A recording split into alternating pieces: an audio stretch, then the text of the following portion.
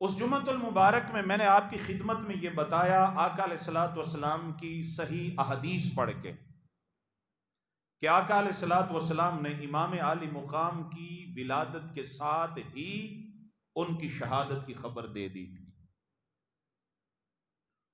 دوسری بات میں نے آپ کو یہ بتائی حدیث پاک کی روشنی میں، جہاں آقا علیہ الصلوۃ والسلام نے ان کی شہادت کی خبر دی، وہاں میرے آقا ان کی شہادت کی خبر دیکھ کر حضور کی چشمان مقدس سے آنسو بھی رواں ہوئے۔ یہ بھی میں نے حدیث صحیح سنائی تھی۔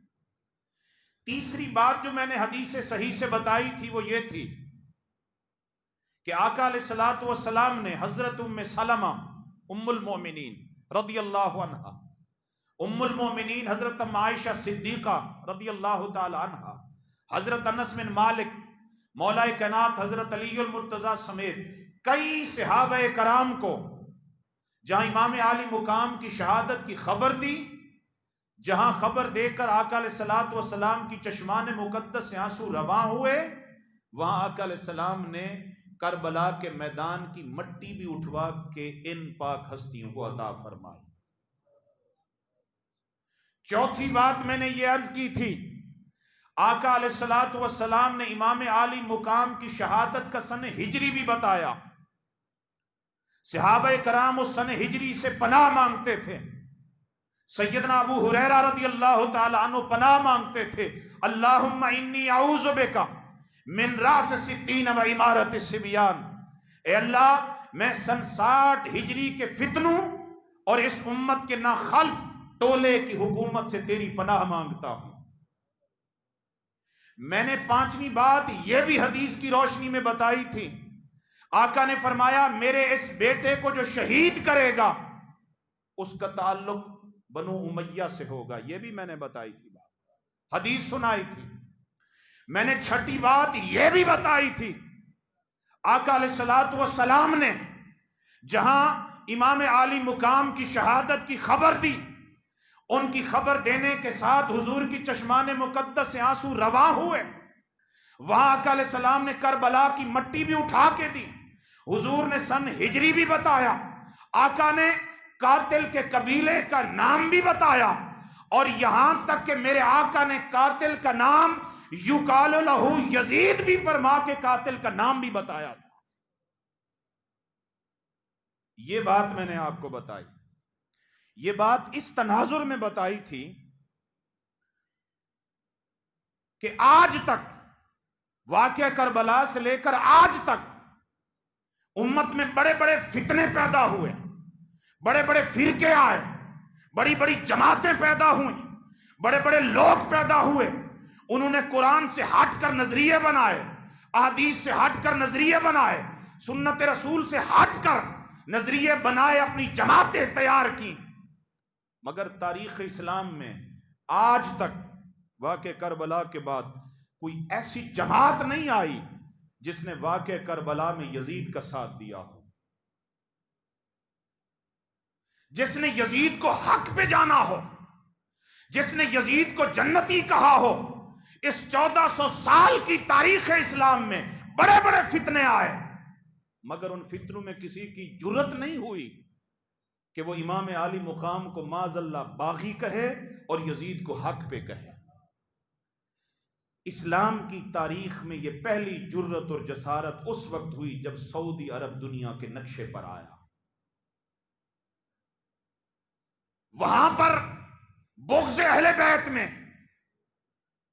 آقا کی اہل بیت، آقا کے گھرانے کے بغض میں ہر اس شخص کو پروموٹ کیا گیا، وہ شخص جو اہل بیت اطہار کے باغ کو اجاڑنے میں شریک تھا۔ پہلے یہ کام 3-4 سال تک یہ کام صرف خارجیوں کا تھا، وہ تھک ہار کے یزید کو جنتی بناتے رہے، اس کی عظمت پر جھوٹی شان پر کتابیں لکھتے رہے، مگر دوسرا تیسرا سال ہے یہ فتنہ ہم اہل سنت میں گھس آیا ہے۔ یہ فتنہ کب گھسا؟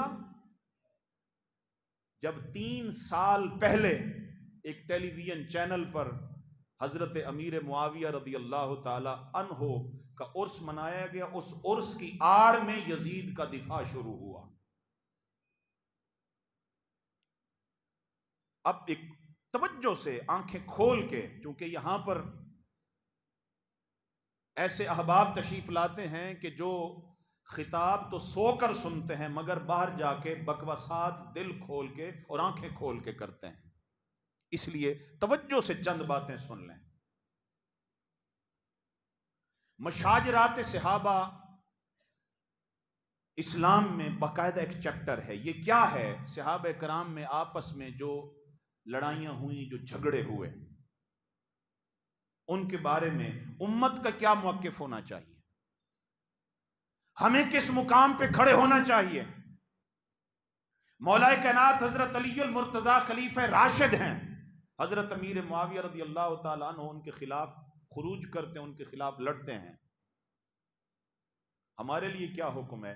ہمارے بزرگوں نے واضح عقیدہ دے دیا، ہم میں یہ کسی کی جرت اور جسارت نہیں ہونی چاہیے کہ ہم کسی صحابی کے بارے میں رائے زنی کریں، کسی کو گالی دیں اور کسی کی عظمت کا اقرار کریں۔ کروڑ سال کو عبادت کر لے، لیکن وہ آقا علیہ الصلوۃ والسلام کے کسی صحابی کے پاؤں کے نیچے آنے والی گرد کے برابر نہیں ہو سکتا۔ کسی نے کہا یہ کیسا اصول ہے؟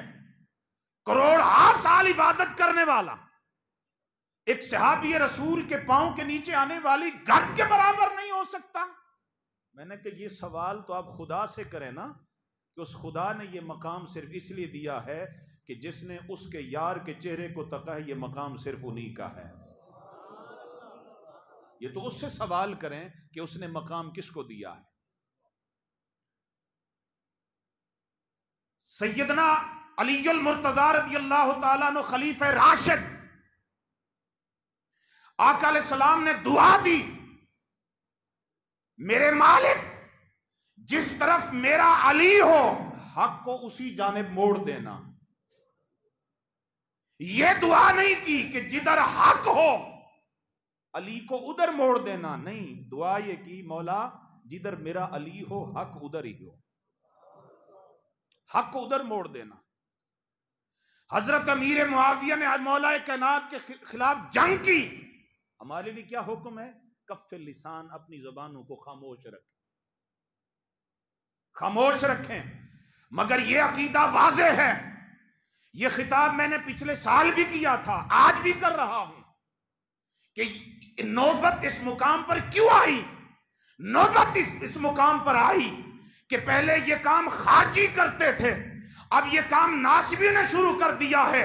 10 محرم الحرام کا دن، 9 محرم الحرام کی رات کو بجائے اہل بیت کا ذکر کرنے کے آپ حضرت امیر معاویہ کی عظمتوں کے چرچے کرنا شروع کر دیں۔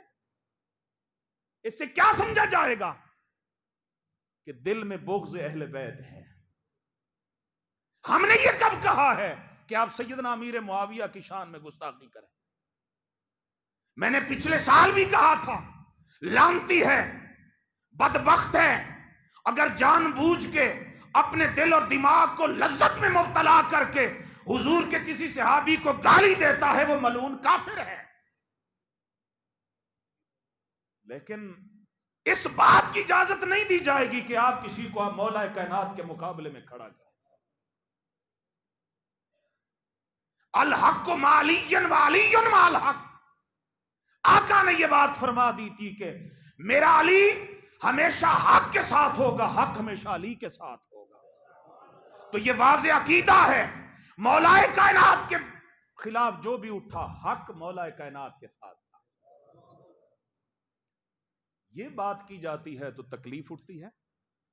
پچھلے جمعہ میں 2 باتیں میں نے کی جہاں سے مروڑ اٹھا۔ ایک بات یزید کی ذریت کے بارے میں، جو آج یزید کی روحانی اولاد ہے، اس کے بارے میں نے کہی تھی کہ حیا کرو، قبر میں جا کر حضور کو کون سا منہ دکھاؤ گے؟ تمہیں حضور کے گھرانے سے دشمنی کیا ہے؟ اعلی حضرت نے کہا ظالموں، کلمہ پڑھانے کا بھی احسان گیا۔ اگر آقا علیہ الصلوۃ والسلام سے رتی برابر بھی تمہارا تعلق ہوتا، کبھی بھی آپ یزید کے حق میں یہ جملے نہ کہتے کہ ہم یزید کے وکیل ہیں، یزید جنتی ہے۔ اگر یزید جنتی ہے، یزید بے گناہ تھا، یزید کا کوئی کردار نہیں تھا، تو وہ 123 احادیث کس کھاتے میں جائیں گی کہ آقا نے گود سے اٹھا کر میدان کربلا کا سارا نقشہ بیان فرمایا؟ ان حدیث کو آپ کس کھاتے میں گنیں گے؟ اور دوسری بات میں نے ان خطیبوں کے بارے میں کہی تھی جو لیبل تو اہل سنت کا چڑھاتے ہیں، لیکن ان سٹیجوں پر بیٹھ کر